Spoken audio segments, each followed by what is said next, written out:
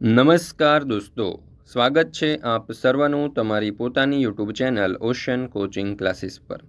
મિત્રો, આજે આપણે ધોરણ 7ની જે દ્વિતીય સત્રાંત પરીક્ષા 2025 આવી રહી છે તે દ્વિતીય સત્રાંત પરીક્ષા 2025નું જે સંસ્કૃત વિષયનું મોસ્ટ આઈએમપી પ્રશ્નપત્ર છે તે મોસ્ટ આઈએમપી પ્રશ્નપત્રનું સંપૂર્ણ સોલ્યુશન આપણે આ વિડીયોની અંદર જોવાના છે।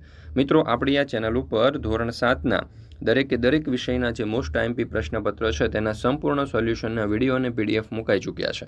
તો આ વિડીયો અને પીડીએફ જે છે સંસ્કૃત વિષયના દ્વિતીય સત્રાંત પરીક્ષા 2025ના મોસ્ટ આઈએમપી પ્રશ્નપત્રના તે જોવા માટેની લિંક તમને નીચે ડિસ્ક્રિપ્શન બોક્સમાં મળી જશે, અથવા તો આપણું જે વોટ્સઅપ ગ્રુપ છે તે વોટ્સઅપ ગ્રુપની અંદર જોડાઈ જજો, જ્યાં નિયમિત રીતે તમને વિડીયો અને પીડીએફની લિંક પ્રાપ્ત થતી રહેશે।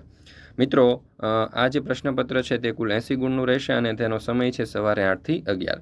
ચાલો દોસ્તો, તો શરૂ કરીએ આપણે ધોરણ 7ના સંસ્કૃત વિષયનું દ્વિતીય સત્રાંત પરીક્ષા 2025નું 24/4/2025ને ગુરુવારના રોજ જે પ્રશ્નપત્ર લેવાનું છે તમારું, તેનું મોસ્ટ આઈએમપી પ્રશ્નપત્ર। એમાં પ્રશ્ન નંબર 1, નીચે આપેલા વાક્યોનું અનુલેખન કરો।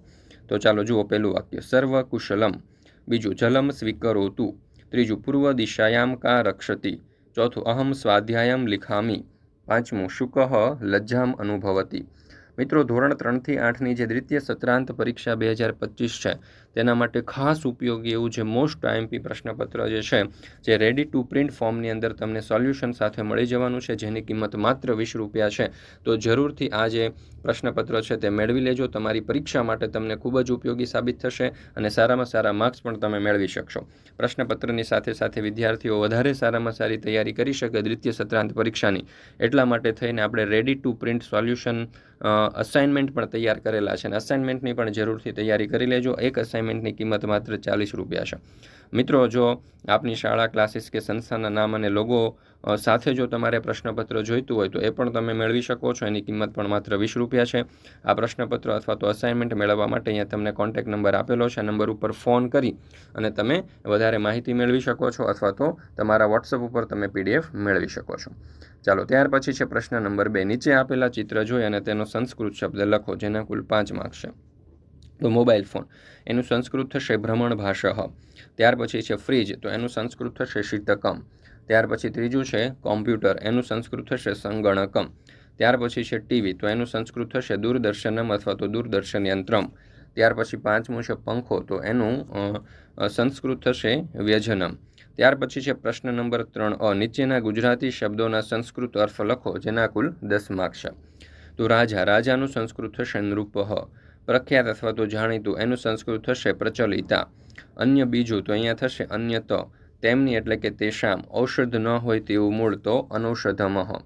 ત્યાર પછી છે પ્રશ્ન નંબર 3b, નીચે આપેલા વાક્યને સંસ્કૃત ભાષામાં લખો, જેના કુલ 5 માર્ક્સ છે।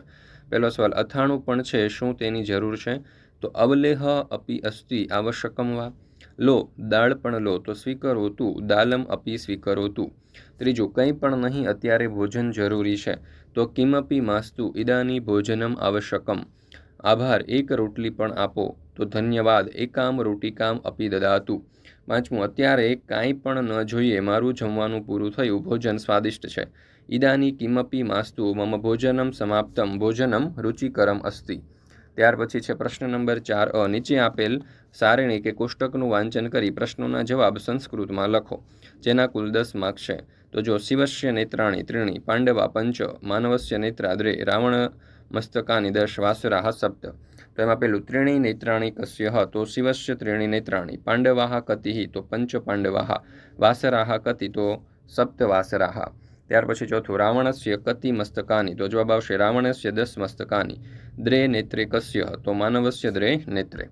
ત્યાર પછી છે પ્રશ્ન નંબર 4b, નીચે આપેલા ચિત્રના આધારે 5 વાક્યો સંસ્કૃતમાં લખો, 2માંથી 1।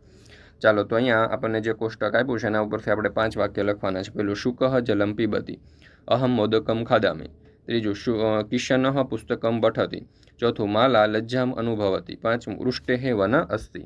ત્યાર પછી છે પ્રશ્ન નંબર 5a, આપેલા ઉદાહરણમાં બતાવ્યા પ્રમાણે રૂપો બનાવો।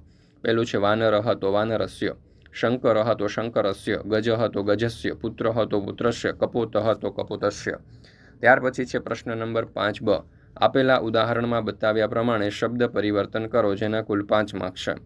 પીબ, તો પીબેત, ચર, તો ચરેત, પઠ, તો પઠેત, વદ, તો વદેત, લિખ, તો લિખેત, દશ, તો પશ્યતો પશ્યેત। ત્યાર પછી છે પ્રશ્ન નંબર 5 ક આપેલા ઉદાહરણમાં દર્શાવ્યા મુજબ ખાલી જગ્યાઓ પૂરો, જેના કુલ 4 માર્ક્સ છે।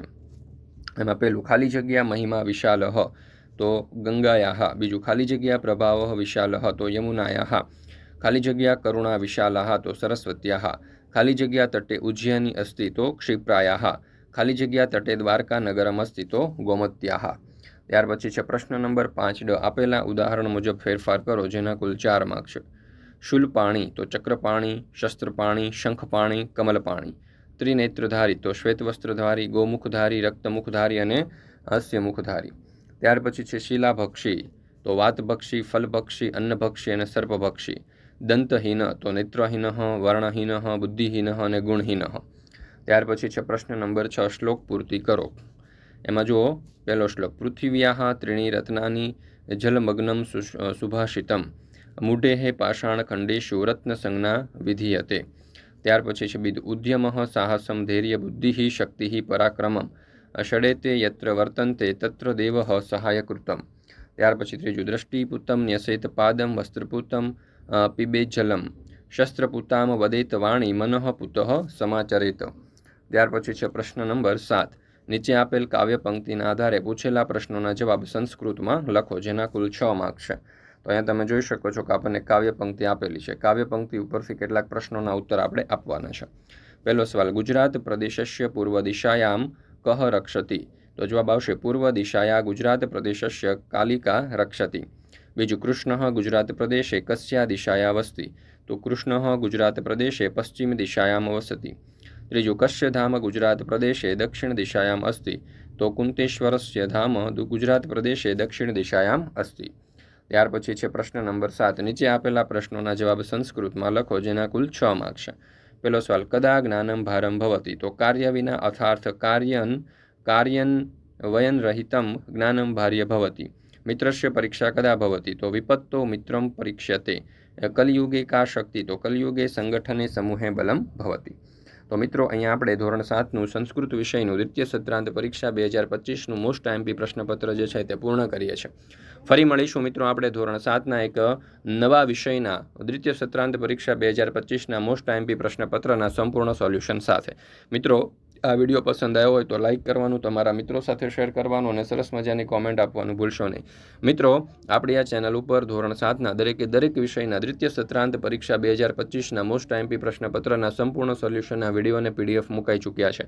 આ વિડીયો અને પીડીએફનો અભ્યાસ કરવા માટેની લિંક તમને નીચે ડિસ્ક્રિપ્શન બોક્સની અંદર મળી જશે, તો જરૂરથી તેનો અભ્યાસ કરી લેજો।